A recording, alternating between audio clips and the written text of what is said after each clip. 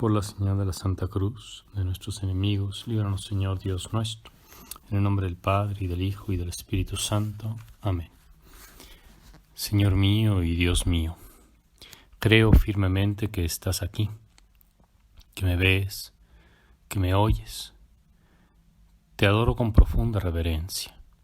Te pido perdón de mis pecados y gracia para hacer con fruto este rato de oración. Madre mía Inmaculada, San José mi Padre y Señor, Ángel de mi guarda, intercedan por mí. La Iglesia celebra hoy la memoria de San Vicente de Paúl y al evocar su vida me vienen a la mente las palabras del dramaturgo inglés Oscar Wilde, que decía que todo santo tiene un pasado y todo pecador un futuro. La vida de San Vicente de Paúl es sorprendente y hay episodios de la narración de las distintas etapas de su vida que nos pueden llamar mucho la atención y a pesar de que muestran la debilidad del hombre, al mismo tiempo nos pueden llenar de esperanza. Vicente vive en Francia a finales del siglo XVI, principios del XVII, cuando Francia está gobernada por Richelieu y la política, tanto civil como eclesiástica, es compleja. Y él, quizá dejándose contaminar por esa mentalidad mundana, decide hacerse sacerdote para tener un puesto, un beneficio, para obtener alguna ventaja y llevar una vida más o menos tranquila.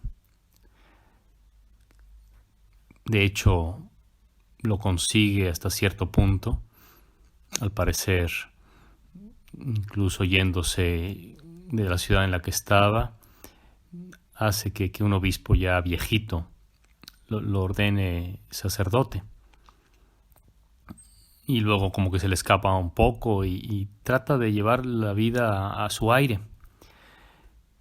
Y se embarca en un viaje, al parecer con la esperanza de obtener un donativo sustancioso que probablemente podía él también aspirar a recibir. Pero el caso es que en el trayecto, en el barco, naufraga y va a dar al norte de África, a Túnez. Y allí lo hacen esclavo. Es esclavo en medio de un pueblo que no es cristiano. Y empieza a reflexionar sobre lo que ha sido su vida. Se ha dejado llevar por la vanidad. Y él mismo en su biografía, en su autobiografía, digamos, recuerda algunos momentos de los que le hacen llenarse de vergüenza, como pues siendo todavía joven seminarista o estudiante ya en París, alguna vez su padre lo fue a visitar, y su padre era un campesino. Y a Vicente le daba vergüenza que lo vieran por la calle caminando junto a su papá, y entonces pues no quería que lo vieran y caminaba lejos de su papá a 2 o 3 pasos y trataba de fingir que no lo conocía. Cosas así revelan la mundanidad, la vanidad que había caracterizado la vida de Vicente siendo joven. Pero quiso la providencia divina que un naufragio y una prolongada esclavitud lo humillaran. Y ante las humillaciones uno puede reaccionar de 2 maneras, bueno, de muchas maneras, pero ciertamente 2. Una es con el resentimiento. Albergar rencores, maquinar venganzas, empezar a soñar planes para tomar revancha. Y la otra, que es la reacción, el camino que eligió Vicente, es el de la humildad. hacer de las humillaciones escuelas de humildad para asemejarse a Cristo. Y en efecto, habiendo él padecido esa esclavitud, comenzó a tener sensibilidad por los más pobres, los más humildes, los humillados. Las circunstancias de su rescate, de su liberación, son complicadas, pero al final consigue regresar a Francia. Y allí deja ya de buscar esos puestos ambicionados en las curias eclesiásticas o incluso en el gobierno civil, que por entonces iban a veces un poco de la mano, y se dedica a servir, y a servir a quienes llevaban una vida muy humillada y muy difícil, a los galeotes, a los prisioneros de castigos forzados en las embarcaciones, en los barcos de guerra, los remeros que estaban encadenados y que a veces estaban meses, digamos, en la panza del barco, remando. Muchos morían allí mismo. Eran condenados a cadena perpetua, maltratados por el comitre, por el jefe de los galeotes, de los remeros. Y San Vicente los visitaba y trataba de darles el mayor consuelo, hizo instancias para mejorar sus condiciones y empezó a ocuparse de ellos, de los mendigos de la calle, y a predicarles el Evangelio.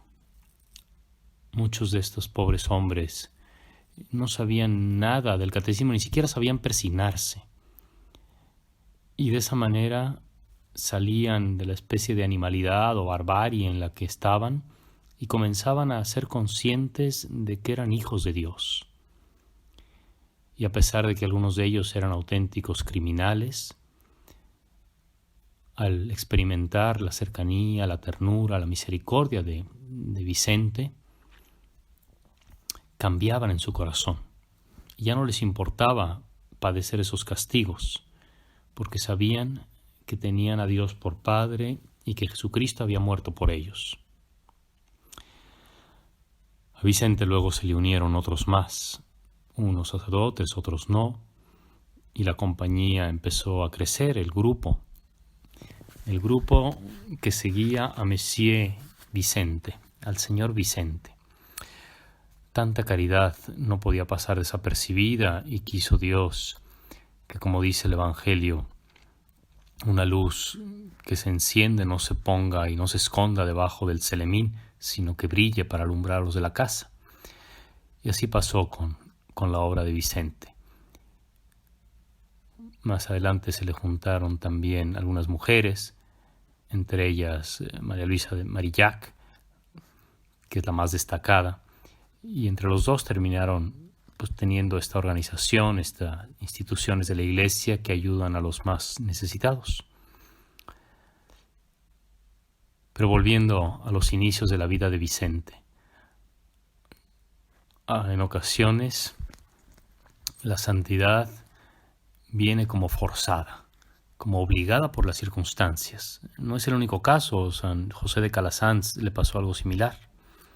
Es decir, que ante circunstancias o coyunturas de la vida que nos vienen impuestas, obligadas, por una autoridad, por unos reveses económicos, sociales, podemos aprender de allí para recuperar la paz, la alegría y aspirar a los bienes de arriba, a lo que verdaderamente vale la pena, a los bienes celestiales. Y si por un momento la conciencia de saber que en el pasado no obramos bien, que hubo falta de rectitud de intención, y el desánimo se apodera de nuestras almas porque imaginamos que los santos han llevado siempre como una carrera perfecta, en línea constante y ascendente. Los ejemplos como el de San Vicente de Paúl nos llenan de esperanza porque no es así.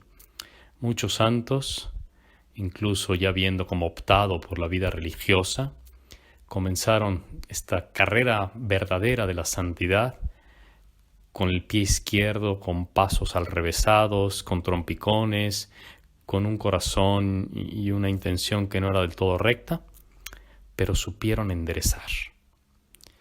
Y así es cierto que todo santo tiene un pasado y todo pecador un futuro. La memoria de hoy de San Vicente de Paúl remueve en la Iglesia los corazones para animarnos y alentarnos una vez más a practicar la caridad y encontrar allí el camino ancho que conduce al cielo. Te doy gracias, Dios mío, por los buenos propósitos, afectos e inspiraciones que me has comunicado en este rato de oración. Te pido ayuda para ponerlos por obra. Madre mía Inmaculada, San José mi Padre y Señor, Ángel de mi guarda, intercedan por mí.